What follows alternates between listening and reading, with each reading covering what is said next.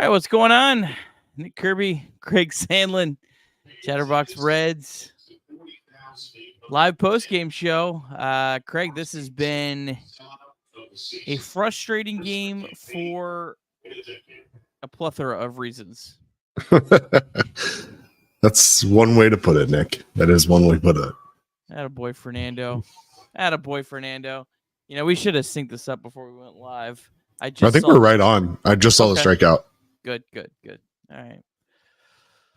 Oh, Craig, I hope this is one of those games like we had last week where the bullpen just kept putting up zero after zero after zero and kept giving this team a chance, and they somehow find a way to do it again. Yeah, we were texting about that earlier. I think that we have a chance to put together a dub if we can hold the Cardinals at 4, and here we are on the top of the 9th, and they're still at 4. Offense just hasn't been able to get on the board yet. So bottom of the 9th magic, here we come. Yeah, I believe Ryan Helsley is not available. Ollie Marmol said that he was not pitching him in back-to-back games. I was looking that up last night. So I'm sure he'll somehow decide tonight's the night he says, yeah, we need him. The way things have been going for the Reds. But well, Gallegos got the last save that wasn't Helsley, and he just threw the 8th, which, again, we talked about last night. It was probably your high leverage moment. You've got 3, 4, 5 at the plate. So you brought in Gallegos, and he was able to go 1, 2, 3. So see what Marmol does in the 9th when we get there. Yeah, I'm guessing Palente. He only threw 8 pitches yesterday. The Fangraphs order of guys is him. He's gotten 2 holds in the last week. So just, process of elimination, probably him. He did look pretty good yesterday. So, but he has an ERA over 5. So, but it doesn't really matter if Fernando Cruz can't find a way to put up a 0 here. Yep. Only threw 7 pitches, but faced 4 batters last night for Palente. Gave up 2 singles in 2/3 of an inning work. Got Friedel and Marte on his outs. Look at Cruz. That's the Fernando Cruz I know and love.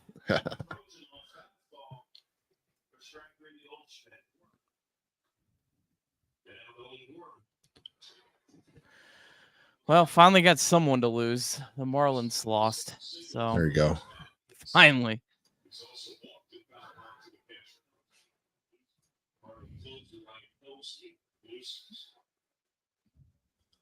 Padres are losing. Giants are up 2-0 in the bottom of the 2nd. Brewers spanking the Yankees 9-2 final there. D-backs beat the Cubs 3-2 in 10. Yeah, if you find a way to win this game, I don't think that D-backs result is as bad as I think everyone might think. Because, you'd have a chance to be a game and a half behind the D-backs, 2.5 behind the Cubs. You're within 2 spots, but you lose this.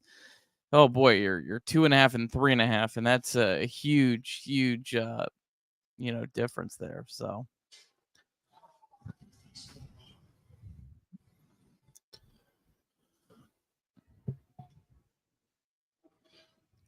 Let's go, Cruz. How about 3 strikeouts here? Boom. That's Fernando freaking Cruz. You're ahead of me by half a second. Oh, sorry. It's okay. Right, I'll do a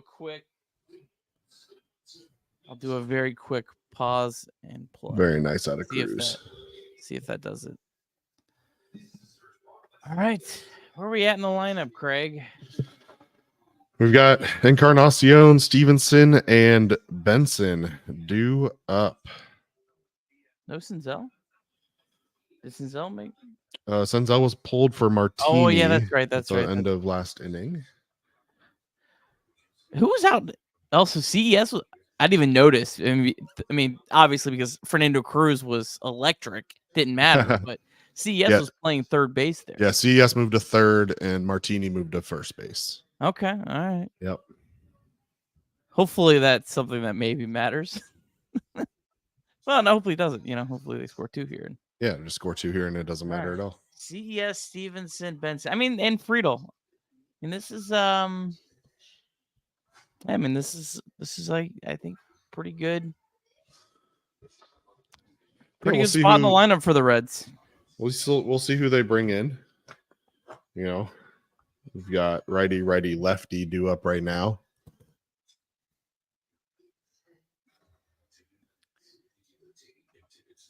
It almost you do have Meyer left on the bench still is the only batter left on your bench. So if they do happen to go lefty reliever here, you could pinch hit Meyer for Benson.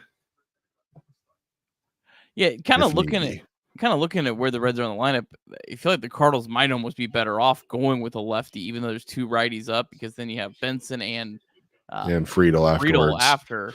Yep.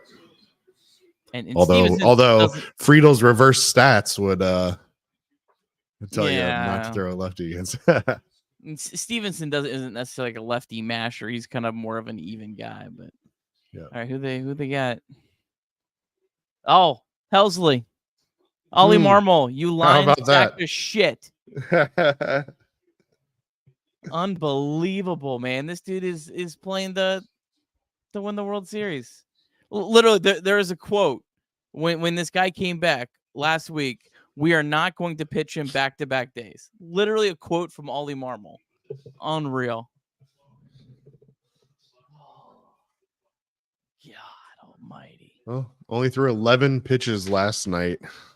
Yeah, I mean that's Stevenson got the strikeout.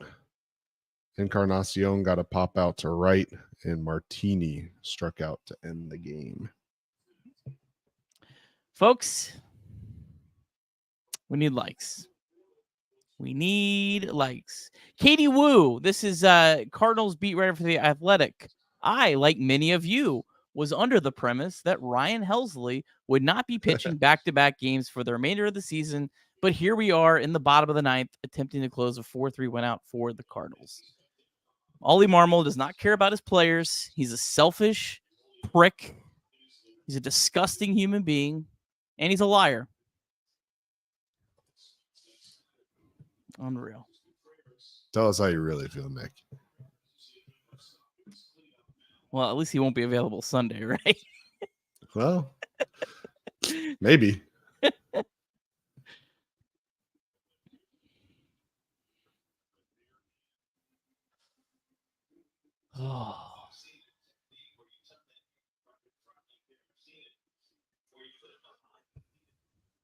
Oh man, look at that.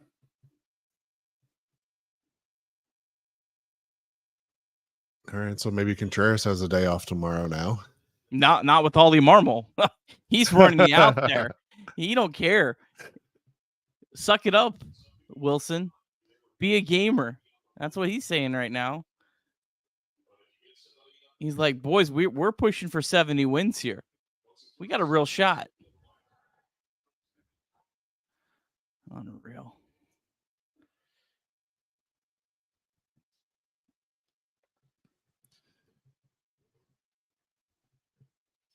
Love to play spoiler in your own division, Nick. Yeah. Nothing ever good happened to the Cardinals.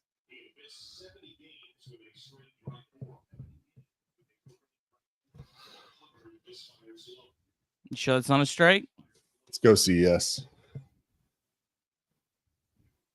Come on now, Nick. He hasn't been calling the low strike. He calls the high strike. Yeah, that's true. I don't know why you just weren't pumping every pitch high, especially Helsley. Yep. With his fastball. Why are you even?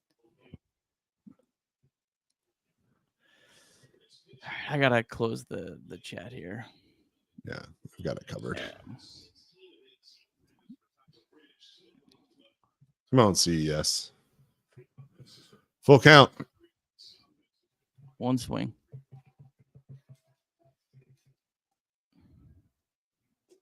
Let's go. That's a big boy walk. All right. We'll take it. Yeah, I don't know why. Helsley's not just pumping high fastballs. I don't really understand. Well, he shouldn't be throwing back-to-back nights, Nick. That's true. That's true. He's tired. Clearly he's messed clearly up. not capable. I feel like I'd be right out of the bullpen. Hey, just every pitch, high fastball, eye level. Wow, this umpire. He called that a ball. Dude, this guy is awful. Brennan Miller not having a night. First umpire all year that I put into the box score recap. I looked up his name to make sure I got his name in the box score recap. Brennan Miller. Average umpire at best.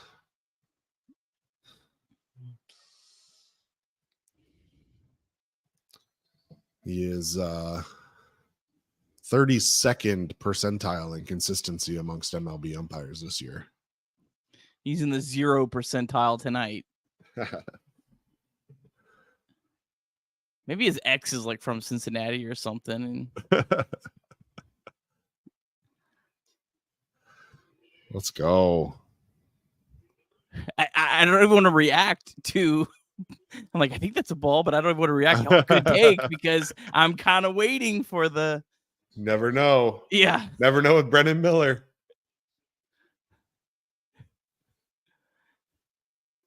Oh, Tyler. Am I ahead of you now? I think like slightly. All right. I'll delay my reaction. No, yeah, you're fine. You're fine. We're good.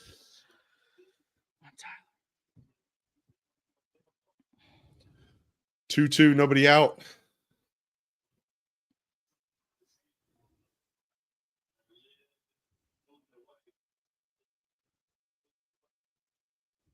This will be the 11th pitch for Helsley, so he's thrown as many pitches as he did last night. Not 2.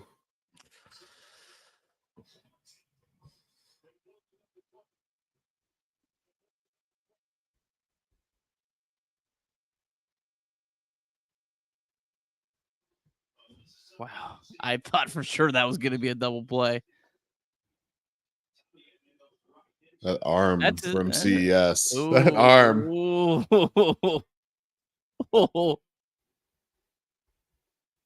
You can challenge that play? Of course you can challenge that play.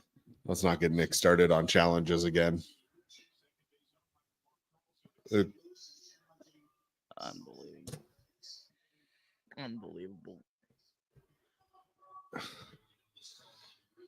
Unbelievable, man. Did I just hear that Leon Richardson is in a pinch run at first base? I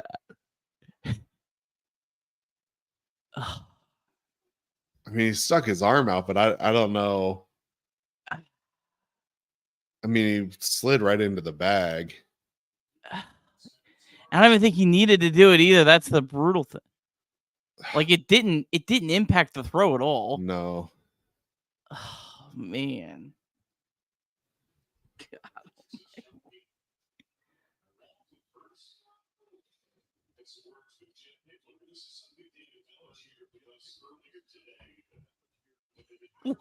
Richards. Oh man, this season.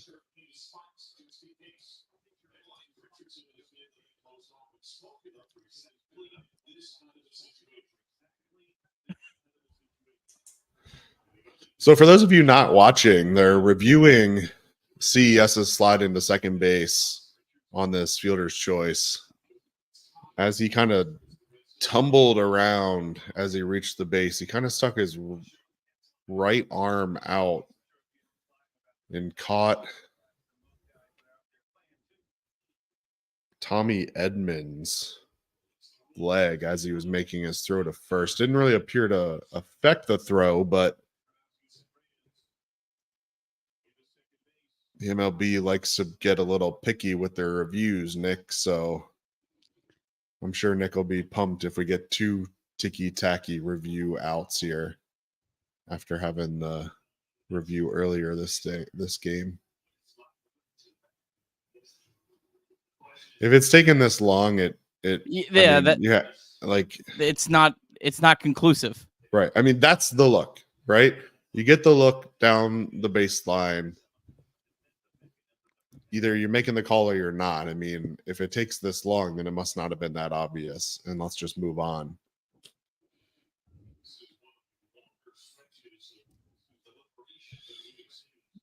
Nick's going to get worked up here, but I'm about to get worked up here too. I mean, reviews are meant to be obvious.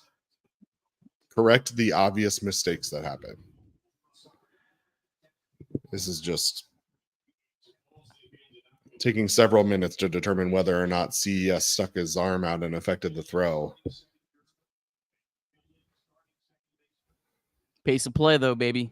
Pace of play. Pace of play.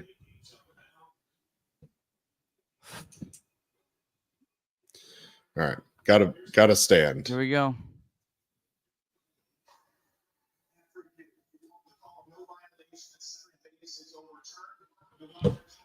Unreal.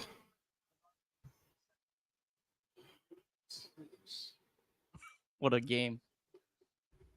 What a game.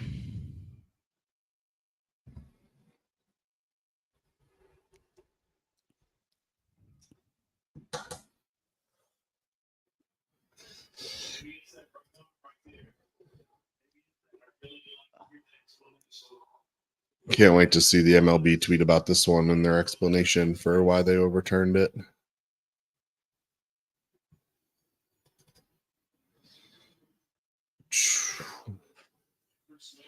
Well, it all comes down to Will Benson.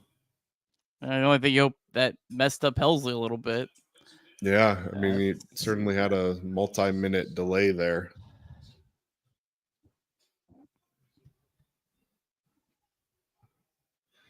God, if you would have called that a strike, I might have just shut this stream down.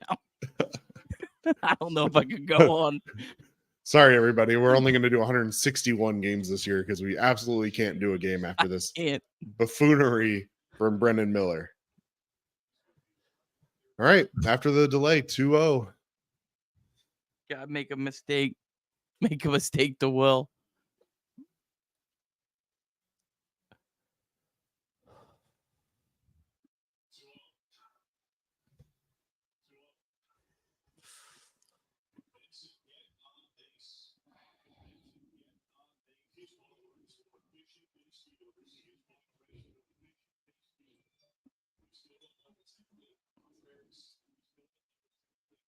Look at Contreras like putting his hand in his chest protector.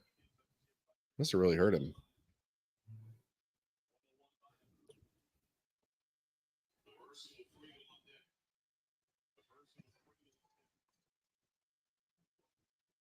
See that? Yeah.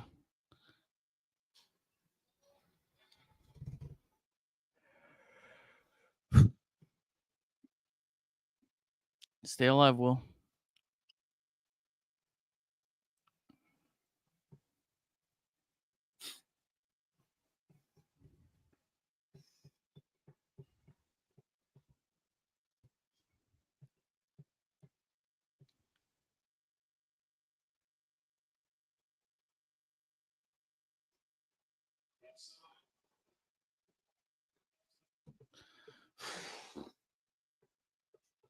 Deep breath.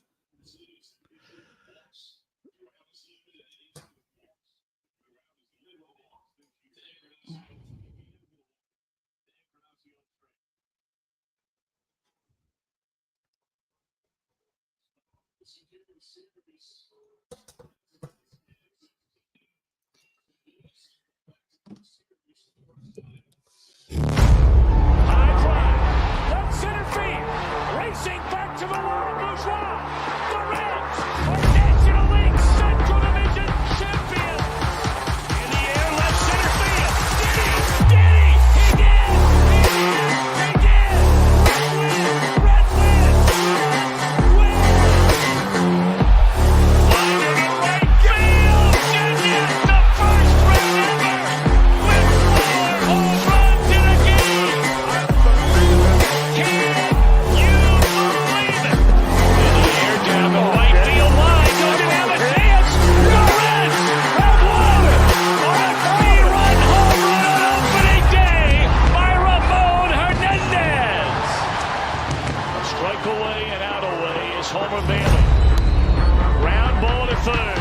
Measured gloves, throw to first, and Homer failing for the second time in his major league career. Tossed to nowhere. Oh, give me a second.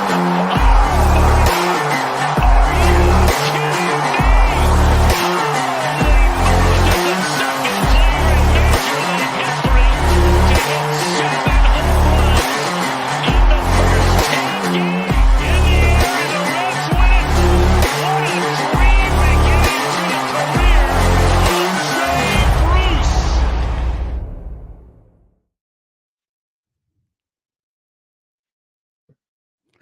All right, what's going on? Nick Kirby, Craig Sandlin. Welcome to Chatterbox Reds live postgame. That was a tough one, Craig. That was just a tough day. So many things for the Reds. Just that one hurts. Yeah, I think your pause there tells the story. Painful day, literally and figuratively, for the Reds, and started before the game ever even started today and continued throughout, and was not a good day at all. But there's going to be some decisions that have to be made now by this front office and by the coaching staff. We'll see how Noelvi Marte is, and yeah, we got to figure a couple things out. But there are some positives here. I can think of two off the bat. Nick Senzel continues to rip left-handed pitching, and the bullpen continues to shut people down. So some positives come out of it, and you get your pitching staff a little bit better, a little bit healthier starting tomorrow with Hunter Green. Yeah, let's just jump right into the box score recap. Before the game even started, Noelvi Marte was hurt seconds before the game. Ellie De La Cruz was playing toss with him. Ellie threw a ball while Marte was apparently not looking. Looked like he was maybe having a conversation with someone. Marte left the field bleeding and suffered a facial contusion. That meant Arroyo Lopez was sprung into action, and Arroyo was added to the roster earlier in the day because Stuart Fairchild was the latest Reds victim put on the COVID IL. So that's where we started this game off. Top of the first, Carson Spires getting another start for the Reds with their pitching in a tough spot, hopefully getting better. We'll see. Spires gave up a run, did strand 2 batters, so felt big at the time. Top of the second, Arroyo Lopez sprung into action, made a great diving play with a runner on third that ended the inning, kept the score 1-0. Bottom of the second, this is where it really started looking like maybe the Reds were somehow going to find a way, despite all the negative momentum going their way, to get it done tonight. Nick Senzel singled. Tyler Stevenson doubled home Senzel. Lopez doubled home Stevenson. And then Harrison Bader singled Arroyo home. That made it 3-1 Reds. But then in the top of the third, Carson Spires gave up a 2-run absolute missile home run to Wilson Contreras. That tied the game up at 3. Top of the fourth, Carson Spires gave up a leadoff single, and his day was done. David Bell went to the bullpen early in this game, not messing around, knowing kind of where the stakes are at this point in the season. Sam Moll came in. He gave up a double to Lars Nootbaar, and that put the Cards up 4-3. Sam Moll walked 2 more batters, but then David Bell went to Lucas Sims. Wonder when the last time Lucas Sims pitched in the 4th inning was. Sims got a big pop-up of Arenado that got out of the inning with the score 4-3.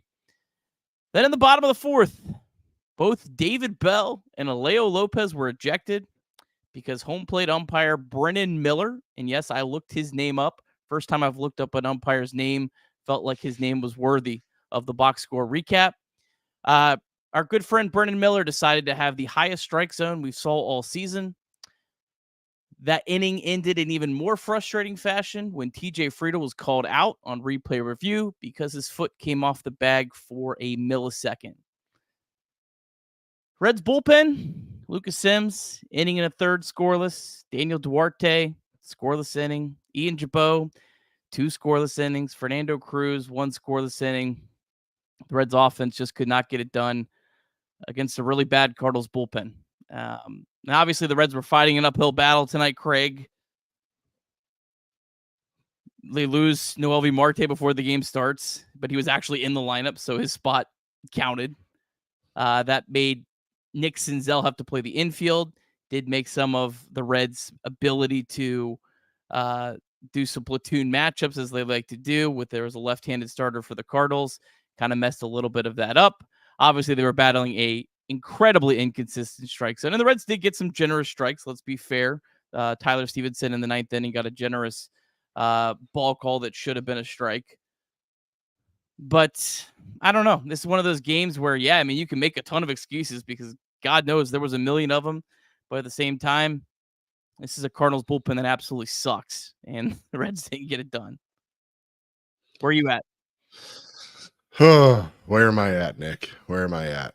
Well, look, here's where I'm at. I think your bullpen has continued to show that it is more than capable. And, Maul struggled a little bit today, but Sims, Duarte, Jabot, and Cruz all absolutely dominant.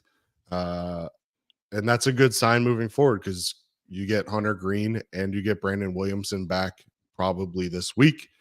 But yeah, it just felt like, quite frankly, after that 4th inning, that our offensive approach just kind of went down the drain. It didn't feel like we really knew what we were doing. You hear Trace talk about it all the time, that you have to have a purpose and a reason. What are you looking for in each at bat? And the Reds batters just felt like tonight that they were more focused on Brennan Miller than they were on the game. And, Brennan Miller had bad calls both ways. There's no doubt about that. But, every single at bat, it felt like the Reds batters, even when the call wasn't incorrect, were having issues with Brennan Miller. And as a major leaguer, you got to move on. David Bell said his piece, got ejected for you. Alejo Lopez can't get thrown out 5 pitches later. Completely unacceptable. Puts Freddie Benavidez in a bad position where he's got to put people out of position. And quite frankly, just the focus went away. And the last 5 innings for the Reds was not good. Not good. Yeah, it was just a frustrating game all around. 1 hit in the last 5 innings, Nick. Yeah, I mean, I watched it, Craig. Yep. Yeah, it was it's just tough. Yeah, I don't know what else to say. It was just a really bad performance against a bad pitching staff. We felt like the Reds were headed in the right direction offensively, and tonight it didn't happen. Look, if you want to go, the season's over. I mean, congratulations. I never understand that mindset of sports fans. Like, they can't wait to declare their team dead. And this is not something special or unique to Reds fans. This is literally fans of every team. It's weird. I don't understand it. I don't get why my team's dead. Our friend Clay Soda likes to point out, you don't win a prize for being first to that. Are the Reds in a good spot? Hell no. The Reds are in a really rough spot. Today specifically, I mean, pull up the standings here. I mean, the Reds are now 2.5 games out with 18 games to play. Now you're kind of in a spot where it's almost more, it takes an extraordinary effort to make the playoffs. Whereas, a couple days ago, you could almost kind of win every other night and maybe have a 2 or 3 game winning streak, and you could sneak into the playoffs. Right now, it's going to take a 5 or 6 game winning streak, but the Reds have had, I think, 5-6 game winning streaks this year. So I think I don't understand that mindset. Fan however you want. I think it's weird, but I don't know. This one stung tonight. It really just stings because of the effort of Sims, Duarte, Jabot, and Cruz. I mean, man, they gave you just every chance to get back in this, and it just couldn't happen tonight. Yeah, offensively just couldn't get it going, and mentally I don't think they were there. And the comment in the chat about me saying that we were going to make the playoffs yesterday is the same mindset as calling it over. I think that's completely false. I mean, at the end of the day, you're a fan. You should be a positive outlook on the team. And I still have faith. I mean, I think that this team has a lot of talent. You get back some veteran leadership in Joey Votto tomorrow, which we'll talk about later. And it's just at the end of the day, you're talking about a bunch of guys who have not had a ton of experience in high pressure moments. And tonight, I think they let Brennan Miller get the best of them, but they just have to kind of refocus. And another opportunity tomorrow with Hunter Green on the mound against Miles Mikolas, and certainly a winnable ball game. But it stings to have dropped this series. It was a series that certainly felt like a must win. Maybe even not even a must win, but just a should win. I think that was the difficult part, is that you can call it a must win if you want, but at the end of the day, if you're a good ball club, you have to beat these teams that are going to win 70 games in a year. And going out there and losing the first two in the series is not the way any of us anticipated this going. But again, Hunter Green on the mound tomorrow, and the bullpen has been rock solid. And just hope offensively we can get our mindset straight and have a good approach at the plate. Yeah, need a big start from Hunter Green tomorrow. And like we said yesterday, look, it's not fair, the situation that Hunter Green's kind of gotten put in, but it is what it is. David Bell went all out. Well, David Bell, I mean, I guess it was kind of his plan, and then Freddie Benavidez, I guess, executed it, went all out. I thought it was 100% the right call tonight with where the Reds are. You need this game. The Diamondbacks already won. So if you lose, you're 2.5 behind the Diamondbacks, you're 3.5 behind the Cubs. If you win, you're a 1.5 games behind the Diamondbacks, you're 2.5 games behind the Cubs. That's a huge swing with this few of games left in the season. So made the right decision. I mean, I think you couldn't really let Carson Spires let this game get out of hand, and it felt like it was going to go there. Made the right call. The bullpen did their job, and it just it didn't work today. So I don't know what else to say. Baseball's a stupid game. You win 2 of 3 from the Mariners. No one in the right mind thought the Reds should win 2 of 3 in that series with the pitching matchups. Lose 2 in a row to the Cubs, or to the Cardinals. You have no business losing 2 in a row to the Cardinals. I don't know. It's the grind of a 162 game season.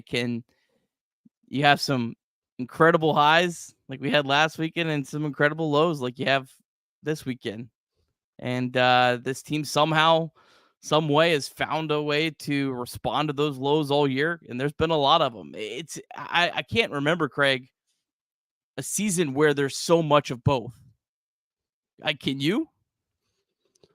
No, I mean, the highs have been super high, the lows have been really low, and I think we're feeling that now. Losers of 3 straight, and I think we were all feeling pretty high after the 2 wins against the Mariners, splitting with the Cubs,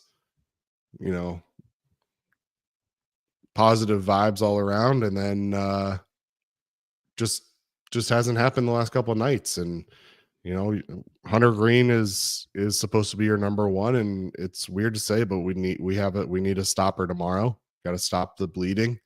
Get out there in the afternoon and see if we can't pick up a dub to finish the series.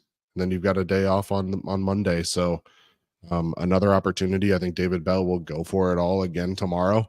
If Hunter Green does not have his A stuff, I think you're in a position where every single game has to be your best opportunity to win. And, I'd love to see Hunter go out there and throw 7 scoreless and give the bullpen a rest and only need 2 out of them. But the reality of it is that if he gives up 3 early, then don't be surprised if he only goes 4 or 5 tomorrow. And David Bell will be aggressive with his moves again.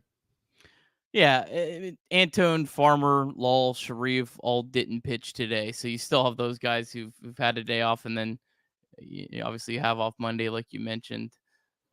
Mole threw 15 pitches today, was off yesterday. Sim threw 19, was off yesterday. Duarte threw 11, was off yesterday. Jabot's probably the only one that's for sure unavailable. He threw 31 And then Cruz, he's probably unavailable. Yeah, Because 15 today. and he's on back-to-back days. So, Yeah. but I mean, you should have everyone except for Jabot and Cruz, so you can go out again. You're gonna have to try to find a way, man. Tomorrow. Let's talk And about, don't be surprised. I'll just throw it out there. Don't be surprised to see Alexis Diaz throw tomorrow, even if it's not a save situation. He hasn't pitched since Tuesday. Was the last time he threw. So I would love to get a nice little 7-2 win or something like that, and let Alexis throw the ninth in a non-high pressure situation to get some throws in. But yeah, I wouldn't be surprised to see him out there tomorrow regardless as well. Maybe you get a high pressure situation later in the game where you throw him out there. And I wouldn't be surprised if, it is a, 4-inning start or something for Hunter Green tomorrow, if maybe they try to get more than 3 outs with Alexis Diaz as well. I think if, you get 6 or 7, they're probably not, because you still have Sims and Antone available. But if it's a shorter start and you have to kind of piece together, I wouldn't be surprised maybe they try to get a full 2 innings out of Alexis Diaz. This is the time of the year that you kind of do have to go for that. All right, let's talk about the one lone bright spot offensively. Maybe there's a little more than one, but the one that stands out to me was Nick Senzel, the guy that might get optioned tomorrow. I don't think he should be optioned. I think he's a very valuable hitter on this lineup against left-handed pitching. Looked great tonight, 2 hard hit balls. I feel, Barry Larkin said on the broadcast, I know Barry Larkin gets a lot of flack, and probably pretty deserving, but I thought he had a great point. He said Nick Senzel seems to have found his role in the Reds and seems to be thriving in that role. And I don't know. I don't want to see the guy sent down. That's me. Where are you at on Nick Senzel? Well, I think we need to see where Marte is. I know they're calling it a facial contusion, but if he did break his nose or something like that, that blood was gushing pretty good. He may need a stint on the IL. And, we spent a ton of time talking about this subject last night, getting prepared for Votto and for Jonathan India to be called back up here in the next couple of days. But we also said that a lot of things can change. And so who knows what what the injury to Marte looks like, and if he's going to be able to go. Stu going on the COVID IL certainly doesn't help things, because he was your obvious first one down. It's really tough to say. I mean, Votto coming back, Senzel may go down, and that leaves you with an opportunity for CES to get some work in at third if you want to play Votto in the field. But I mean, man, I struggle with it a lot. We were put in a situation tonight where legitimately didn't really have any infielders left. And so it's tough to justify saying that Senzel should be the first one sent down. But at the same time, when you look at things, the only other option that I see, I think, is Will Benson. But hard to believe that you would send him down. But you're realistically looking at 2 guys who are situational bats that are platooning, and you just have to make a decision on which one's going to be more useful moving forward. And Senzel's been raking against left-handed pitching, but you also have to look at the potential starters moving forward and figure out how much we're going to be facing left-handed pitching moving forward. But having Senzel's bat off the bench late in the game has certainly proved beneficial in the last couple of weeks as they bring in left-handed relievers. So the Reds are going to be put in a difficult situation and have to make a decision tomorrow for Joey Votto's 40th birthday coming back party, apparently. Yeah, we will see. I wanted to ask you, I know I've gone on many rants about this. I'm curious your thoughts on this. I absolutely hate the rule of being able to review an overslide. I feel like that is a play that is not meant to be reviewed. I feel like it's completely against the spirit of baseball. If an umpire can see a guy come off the bag, then call him out. And we all live with that. That's fine. Like, you should be able to stay on the bag. But this being able to review and slow-mo and zoom in on the camera and see, oh, his foot just came. I just absolutely hate it. I don't even like it when it goes the other way. I don't even like when the Reds get the benefit of it. It just feels like a cheap play in baseball. Where are you at on this? Well, bases are raised. I mean, it's really difficult to keep your feet perfectly on as you're sliding past in that situation. I mean, I don't think it's the purpose of the rule by any means. And I think that in the replays, even it was impossible to tell if he really even came off the bag. I mean, you must have had to zoom in on that 8 times to figure out whether or not it came off. I mean, in the replays that we saw, nothing was conclusive that he definitely came off the bag. And I mean, for a guy who's running 30 feet per second, sliding head first into a bag that's raised 3 inches off the ground, I mean, you're bound to have some bouncing. You're bound to have some sliding. I think there's obvious situations where oversliding is a little different than like just your foot bouncing or whatever. I mean, you're taught to slide with your foot up a little bit. I mean, I think we're getting a bit picky on some of these calls. It almost feels a little bit like it should be similar to football, where the goal line, it just continues upward forever. It's not like you have to touch it. And within reason, if a player stays within a certain vicinity of the bag, I mean, shoot, we're talking about a sport where for 100 years you didn't even have to touch second base in order to turn a double play. Yeah. Right. So I mean, now we're here talking about whether or not someone's shoelace was still in contact when they slid. I mean, it's crazy. Yeah, I will say though, as frustrating as the CES one was in the 9th, and if you didn't see it, where Christian Encarnacion was trying to break up a double play, his arm came up, subjective call. I'm not gonna lose sleep over that one. That one's not gonna make me too upset. It was one of these things like, oh God, what else can go wrong? Type things. What else can go against the Reds? But I understand the purpose of that one because that's a safety thing. You don't want guys get into collisions for nothing. And so like I understand that rule. I have no issue with that. As frustrating as it was tonight, but the overslides is just, it's just garbage. It's a terrible, terrible thing for our sport. It cheatens our sport, and I hate it. Well, Craig, Ollie Marmol wasn't exactly forthcoming on his Ryan Helsley intents either. So clearly he's looking at this as if it's a World Series or playoff series when they're on pace for a 70 win. So, they take it where they can get it, I guess. They get off on being spoilers, and a lot of times these managers, that's what they have to do late in the season in order to get their team to continue to show up, is make them feel like they're the underdog, and that that the only way to get their team excited is to be playing spoiler. So, if that's what it takes for you, I guess good on you. But yeah. The else in this game, I have nothing else on this game that I really feel like discussing. It sucks. It stings. We move on and hope they can find a way to get it done tomorrow. They're not dead. They're not dead. That's stupid. It's ignorant. Stop saying it. Do they have a great chance? No, but they're not dead. And I just get out of here with that. I hate it. It drives me nuts. Like, it's just such a miserable way to consume a sport. The only other thing that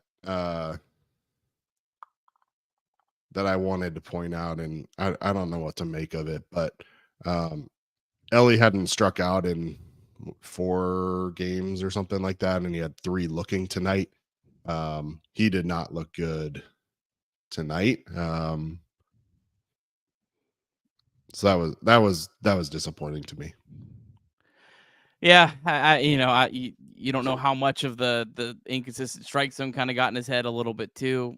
You also don't know about him being the guy that hit Noel V. Marte in the face. The camera showed his reaction and how distraught he was, as I'm sure he was. I mean, these guys seem like they're very close on the field.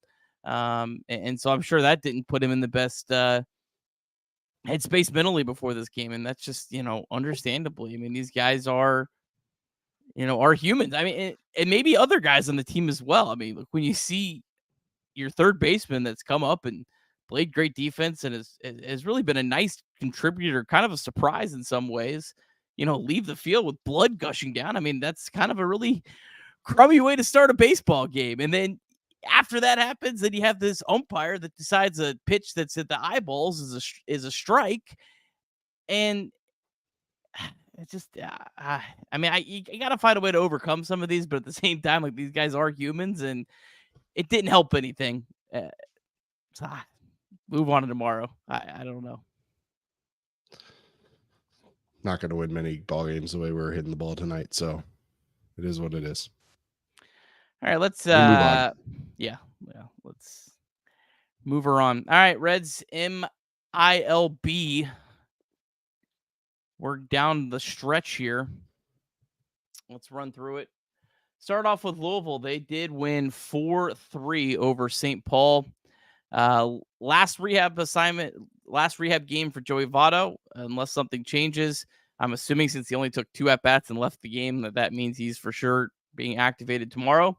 So we'll keep our fingers crossed that Joey can come up and be an instant contributor. Votto was 1 for 2. He had a funny night. His first at-bat, he actually hit a really hard ground out. And then his second at-bat, he had a pretty cheap single. So kind of a little bit of both. Jonathan India was 0 for 3, unfortunately, did strike out once. Kevin Newman, though, he was 2 for 4, so he's kind of heated up a little bit. He started 0 for 9, but had 2 hits tonight and 3 hits last night. Christian Roa, he's a starting pitcher. He was the Reds' second-round pick in 2020. 5 innings, 3 runs, did strike out 9 batters, but walked 4. So somewhat of a positive start for him. Something interesting I noticed from this game is Levi Stout only threw 1 inning. It was a scoreless inning, no hits, 1 walk, 2 strikeouts. I don't know if they're if they're putting Stout in a bullpen role to maybe have him as an option, or if it's or if it's just maybe to limit his innings. Not really sure on that, but that is something that I do think is interesting to monitor. Chattanooga, they lost 6-3 to Montgomery. Chase Petty, though, another really good start. He has yet to allow an earned run so far since he got promoted to Chattanooga. 4 scoreless innings, 4 innings, no earned runs tonight. Did allow a couple unearned runs, but 1 walk, 4 strikeouts. So another solid day for him. And then Blake Dunn was 1 for 3, stole another bag. He's just been having an incredible season. And then Matt Nelson, catching prospect, hit his 20th home run between 2 levels this season tonight. So good to see that from him. And then the Dayton Dragons, they lost 7-1. Not a whole lot going on offensively. Edwin Arroyo, another tough night, 0 for 5. He's really had his highs have been, he's kind of like the Reds this year. His highs have been super high. His lows have been super low. 0 for 5. Alan Serta was 2 for 4, though, so good to see him. He's been a guy that's battled injuries all year.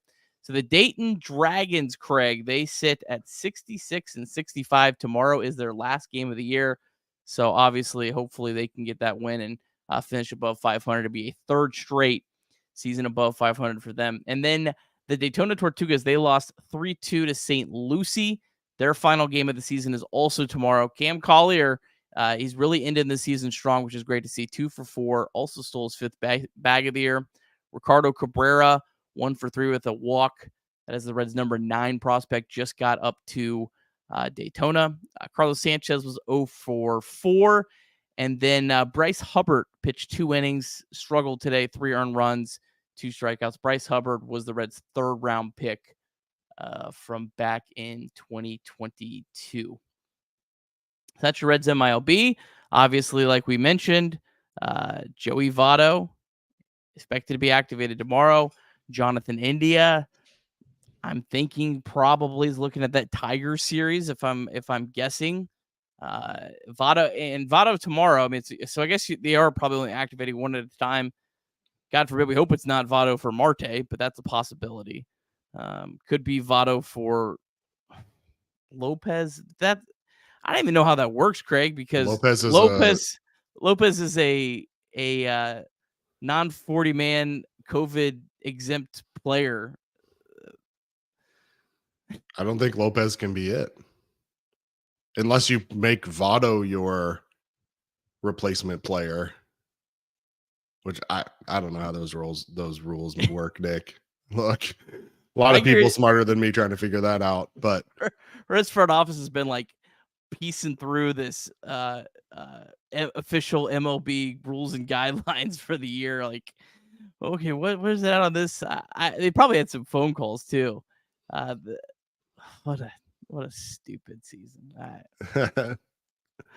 look, So- we've got the Tigers, the Mets, the Pirates, Guardians, and these Cardinals still on the schedule the rest of the year. It's not over. Everybody in the chat wants to move on to football season and all those things. We're not giving up yet. Congrats to Joe Burrow on his contract extension. The Bengals start their season tomorrow. Everybody can be excited. They're Super Bowl contenders for sure. But these Reds are still in contention. I still believe in them. The schedule works out for them down the stretch. Okay. Nick Kirby's going to be at the Guardians series. We're going to sweep the Guardians. Let's go. I mean, so much negativity in this chat tonight, Nick. It is what it is. All right. Tomorrow, Hunter Green, Miles Michaelis. Reds need a big, and I mean big start from Hunter Green tomorrow. Craig, what are you looking for tomorrow? I'm looking for Hunter Green to come out and be Hunter Green that he was 10 days ago or whatever it was. I mean, and I'm also looking for the Reds offense to be focused and stop worrying about Brendan Miller. So whoever's behind the plate tomorrow, I hope you're not any worse than Brendan Miller was tonight. It'll be hard to do for sure. But no, I mean, I'm looking for focused at bats and make Michaelis work. And Hunter Green, I think, has the ability to be the stopper that we wanted him to be. 5 1/3, 3 hits, no runs last time out. Last time against St. Louis, 5 1/3, 6 hits, 3 runs, 2 walks, and 9 strikeouts. 0-2 career against the Cardinals in 5 starts. I'm ready to put a 1 in that win column, Nick. Yeah, I like it. Here's the numbers that I got. So Michaelis last 5 starts has struggled. 1-2, 6.67 ERA. He's allowed 7 home runs in those 5 starts. So hopefully the Reds get the long ball early and often. That would be great. Miles Michaelis, his strikeouts are way down. He's only striking out less than 5 batters per 9 innings since June 1st. Not a whole lot of starting pitchers get away with that, but he has, to his credit, mainly because he has the 8th best walk rate in Major League Baseball. His sinker and fastball are getting crushed this year. Slider and curveball have been a little bit more effective. So good matchup for the Reds. TJ Friedel has a home run against them. Hunter Renfroe has a home run. Nick Senzel has 2 home runs against them. So we'll see what lineup the Reds bring out. And then, yeah, Hunter Green. I mean, I'm interested to see what he can do after that really, really good start against the Giants. He was apparently sick during that start, Craig. So, I mean, I hope he can come out and be effective. Green did face the Cardinals earlier this year, 5 1/3, 3 earned runs, but struck out 9, only walked 2. So, yeah, tomorrow's the day. We need it. And we'll be here, Chatterbox Reds Live, like we've been after every game. If the season's over for you, Chatterbox Bengals is tomorrow. So they'll be going live in the 4th quarter. Go support that show. If your season's over, football, don't come in my chat. Go to Chatterbox Bengals. Support Chatterbox one way or the other. If the season's not over, come back. We'll be here. We'll be talking about the game like we've done all 144 times this year. 45, something like that. I don't know. Any final thoughts, Craig? Let's get 2 wins for Cincinnati tomorrow. Let's do it. All right. Well, I'm Nick. That's Craig. That's all I got. Go Reds.